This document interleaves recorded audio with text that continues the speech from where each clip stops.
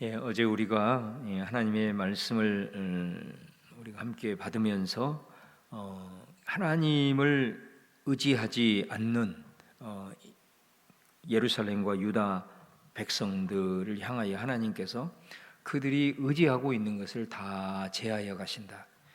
그래서 경제부터 시작해서 군사, 정치, 법, 제도, 심지어 종교에 이르기까지 전방위적으로 그들이 의지하고 있는 것을 하나님께서 다 거두어 가신다 그랬습니다. 하나님, 우리가 하나님만을 전적으로 의지하는 그 중심의 삶을 잃어버릴 때에 하나님께서 우리가 의지하는 것을 거두어 가시게 되면 그 사회는 1차적으로 지도층이 몰락을 한다 그랬습니다. 지도층이 몰락을 하면 사회에 대혼란이 이제 오게 되는 것이죠. 그래서 어느 누구도 사회적 혼란이 야기가 됐을 때는 백성을 위해서, 공동체를 위해서 희생하려고 하지 않는다, 헌신하려고 하지 않는다, 이런 사태가 발생을 한다 그랬습니다. 그러면서 그들의 죄악을 하나님께서 말씀하면서 마지막에 이런 말씀을 하셨습니다. 마치 소돔과 같다. 그들의 죄가 소돔과 같다. 그러면서 그 소돔의 죄악이 어떤 죄악이냐? 자신들의 죄를 숨기지 않고 드러낸다. 그리고 죄에 대해서 부끄러워하지 아니하고 당당한, 마치 이 소돔처럼 이스라엘 백성들이 자신들의 죄를 지으면서도 하나님 앞에서 부끄러워하는 것이 아니라 오히려 그 죄를 숨기지 않고 드러내는 그런 상태까지 돼버렸다라는 것을 말씀을 하죠. 특별히 그 소돔의 범죄를 보면은 크게 두 가지입니다. 하나는 나그네를 환대하지 못하는, 그 말은 무슨 말이냐면 나그네는 구약 성경에 보면은 고아와 과부와 나그네, 이 세 사람은 사회적 약자 중에 가장 대표적인 사람이죠. 그러니까 나그네를 환대하지 못했다라는 것은 그들 사회 속에서 얼마나 약자들에 대한 배려, 그리고 약자들을 잘 환대하지 못했는가라는 것, 이것이 아주 심화되었다라는 것을 잘 보여주고 있고, 그 다음에 두 번째가 성적인 타락이죠. 그래서 이 소돔의 범죄는 역사적으로 하나님께서 그 시대를 심판하시는 하나의 기준처럼 그렇게 인정이 됩니다. 그 사회가 약자를 배려하지 않는 그런 사회, 오히려 약자를 착취하는 그런 사회가 심화되어지고 성적으로 타락한 사회가 됐을 때는 하나님께서 종말론적인 것은 물론이거니와 그 시대 속에 하나님의 심판이 이루어졌던 것을 우리는 역사를 통해서, 우리는 또 성경을 통해서 보게 됩니다. 자, 오늘 말씀은 이것을 잘 보여주고 있습니다. 먼저 오늘 우리가 13절에서 봉독을 했을 때 하나님께서 변론하시려 일어났으며 백성들을 심판하려고 서시도다. 하나님께서 심판을 하시려고 서실 때에 첫 번째로 하신 말씀이 뭐냐면 백성의 장로와 고관들을 신문하신다. 사회의 지도력들이죠. 그리고 사회에 이렇게 고관들, 이런 사람들에게 신문을 할 때에 뭐라고 얘기하냐면 포도원을 삼키는 자여. 포도원은 구약 성경에서 이스라엘을 상징하는 하나의 식물이라고 할 수가 있습니다. 그런데 이 백성들의 장로와 고관들이 그 포도원 이스라엘을 집어 삼킨다, 그렇게 말합니다. 그 내용이 뭐냐? 가난한 자에게서 탈취한 물건이 너희 집에 있고, 그리고 너희가 내 백성을 짓밟으며, 그리고 가난한 자의 얼굴에 맷돌질한다. 가난한 자를 긍휼을 베푸는 것이 아니라 오히려 짓밟아 버리는, 짓뭉개는 이런 일들을 하는 것을 이제 말씀을 하고 있는 거죠. 그러니까 하나님께서 마치 소돔처럼 그 사회적인 약자들에 대해서 지도층들이 그리고 또 가진 자들이 배려하지 아니하고 오히려 그들을 탈취하고 짓밟고 억압하는 이런 일들이 대단히 심화가 되었다라는 것을 하나님이 지적을 하고 있는 것으로 우리가 볼 수가 있습니다. 우리가 아주 유명한 말 중에 노블레스 오블리제라는 말이 있잖아요. 이거는 사회 지도층들은 사회적 책무를 다해야 된다. 또 사회 지도층들은 무엇보다도 도덕적 의무를 먼저서 수행을 해야 된다. 그런 말이죠. 그러니까 노블레스라는 말은 귀하다, 귀족들 뭐 그런 표현이잖아요. 그러니까 그들은 가질 수 있는 많은 것을 누리고 있다 이게 권력도 그렇고 재물도 그렇고 이제 그런 사람들은 마땅히 사회적인 책무와 도덕적 의무를 먼저 항상 앞서서 해야 된다. 그러지 아니하면은 이 사태가 발생을 하는 거죠. 그래서 이 부분 속에서 사회가 특별히 이제 이 자본주의 이 사회가 진행이 되면서 가면 갈수록 빈익빈 부익부 현상이 일어나는 이런 현상이 심화가 되어지게 되면 희한하게 경제적인 지표는 올라가는데 가난한 사람들은 더 가난하게 되고 이런 현상이 이제 발생을 하게 되는 거죠. 이제 그런 측면에서 이 지도자들의 책무가 얼마나 중요한가라는 것을 이제 다시 한번 우리가 보게 되죠. 자, 이럴 때 우리가 더 정말 하나님 앞에 기도하면서 특별히 이 사회가 정말로 약자들을 더 대변하고 또 그들을 위해서 정책을 실현하면서 눈물 흘리지 않도록 그것을 우리가 더 기도해야 되겠고 또 하나님께서 성경에 보면은 그 고통받는 자들의 울부짖음을 외면하지 않으신다 그런 말씀을 하시잖아요. 우리 교회도 그렇고 이 나라 민족 가운데서도 이런 일들을 하나님이 크게 다루신다라는 것을 우리가 꼭 기억을 해야 되겠습니다. 그 다음에 두 번째는 그 마치 소돔과 같다고 했을 때 소돔의 성적인 타락을 말했는데 그게 16절 이하에서 쭉 언급이 되고 있습니다. 시온의 딸들이 교만하여 느린 목, 그 다음에 정을 통하는 눈, 그 다음에 아기작거려 걸으며 이 아기작거려 걸으며 이런 표현을 이 세번역 성경에는 꼬리를 치면서 이렇게 번역을 하고 있습니다. 또 발로는 쟁쟁한 소리를 낸다 하며 찰랑찰랑 거리는 소리. 이렇게 찰랑찰랑이라는 것은 발목에 이렇게 고리도 차고 사슬도 차고 이렇게 장식하는 것들 히프를 살살살 흔들면서 찰랑찰랑 거리는 그런 모습으로 다닌다는 거죠. 그러니까 이 모습이 여러분 어떤 모습일 것 같아요? 사람을 유혹하는 그런 모습이라는 거죠. 그러니까 이 16절 말씀을 단적으로 얘기를 하면 얼마나 그 사회가 음란한 사회였는가라는 것을 잘 보여주고 있습니다. 그러면서 17절에 하나님께서 시온의 딸들의 정수리에 딱지가 생기게 하고 여호와께서 그들의 하체를 드러나게 하시리라라고 하나님께서 말씀을 하시죠.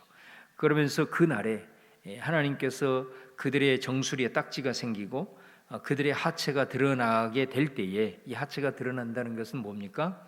결국은 하나님께서 이 유다 백성들을 이제 망하게 하실 때 가장 피해를 본 사람들은 여성들입니다. 전쟁이 일어나면 수많은 여성들이 성적인 폭력에 시달리게 되죠. 그거를 보여주고 있는 거죠. 말씀을 하고 있는 것입니다. 그런 상황에서 그들의 모습을 적나라하게 드러냅니다. 그 뭐냐면 장식한 발목고리와 머리에 망사와 반달 장식과 이가지고 내가 숫자를 세어보니까 이게 21가지예요. 몸에 장식들이 21가지를 무거워서도 저는 걸치고 다니기가 힘들 것 같아요. 이렇게 보면 고리만 해도 발목고리, 또 귀고리, 또 발목에 사슬, 또 코고리도 있지. 코고리. 요즘만 코고리 있는 게 아니고 당시에도 코고리가 있었어요. 이 고리만 해도 많아서 이거 무거워서 어떻게 이걸 들고 다니나 싶을 정도로. 그리고 심지어 거기에 좀 어려운 말이 있는데 19절, 20절에 보면은 그 향압이라는 게 있잖아요. 이거는 향수를 말하는 겁니다. 항상 몸에 향수를 지니고 다닌다는 거죠. 호신부는 부적을 말합니다. 부적. 그러니까 이런 것들을 온 사치하면서 다 이런 것들을 가지고 살랑살랑 거리면서 사람들을 유혹하면서 다니고 있는 이 당시의 이 음란한 모습을 말하고 있는 거죠. 그래서 하나님께서 그들의 그 아름다운 향내들이 썩은 냄새가 되고 그들을 묶어버리는 노끈이 띠를 대신하고 그 다음에 그들의 그 수많은 머리에 너울이라든가 망사라든가 이런 뭐 수많은 머리에 아름답게 썼던 이 모든 부분들 대신해서 대머리가 되고 뭐 이런 이 아름다움이 다 수치스러운 흔적이 될 것이다. 이렇게 이제 얘기를 하는 거죠. 그러면서 또 한 가지 25절, 26절 이하의 얘기를 하는 것은 하나님께서 심판하실 때 장정들이 다 칼에 무너지게 될 때에 어떻게 한다고 그럽니까? 4장 1절에 보면은 7 여자가 한 남자를 붙잡고 말하기를. 그러니까 남자들이 전쟁으로 인하여서 수많은 남자들이 대부분 다 죽음으로 말미암아 이제 여자들이 다 과부가 된 거예요. 과부가. 이게 이제 심판의 상황을 이렇게 묘사를 하는 거예요. 물론 여자들만 그랬겠습니까? 그러니까 여자들이 그렇게 사치하고 또 이렇게 음란하고 이런 상황이 됐을 때 결국 남자들이 전쟁터에서 심판으로 다 죽고, 그래서 남자들이 없어서 이제는 한 남자를 붙들고 우리가 먹을 거 우리가 다 알아서 할 테니까 제발 당신의 이름으로 우리를 부르게 해서 누구누구의 아내라는 이름만 좀 우리에게 해달라. 뭐 이런 식으로 서로 치열한 경쟁을 벌이는 이런 비참한 상황으로 이렇게 묘사를 하고 있는 것을 볼 수가 있습니다. 어찌하든 우리가 그 사회를 보면서 특별히 지도층들의 타락과 또 가난한 자, 연약한 자들의 울부짖음이 있을 때, 그리고 그 사회가 사치하고 음란한 사회가 심화가 되어질 때, 그 시대에는 하나님이 어떤 방법으로든 심판이 있었던 것을 우리가 특별히 예언서를 통해서 우리가 잘 보게 됩니다. 이런 상황들을 우리가 더 분별하면서 의인 10명이 없어서 멸망했던 소돔처럼 그 사회를 지탱할 수 있는 유일한 의인은 그리스도인밖에 없습니다. 그래서 우리 그리스도인들이 이런 시대적인 분별을 했을 때는 더 검소하게 살아야 되고 더 거룩하게 살아야 되고 교회 안에서부터 연약한 자들을 배려하는 이런 모습들이 우리 안에 더 있어야 된다라는 것을 우리가 꼭 기억을 해야 되고요. 그 다음에 4장 2절에서 마지막까지는 이 핵심의 메시지가 4절 말씀입니다. 우리 4절 말씀을 마지막으로 한번 읽겠습니다. 시작.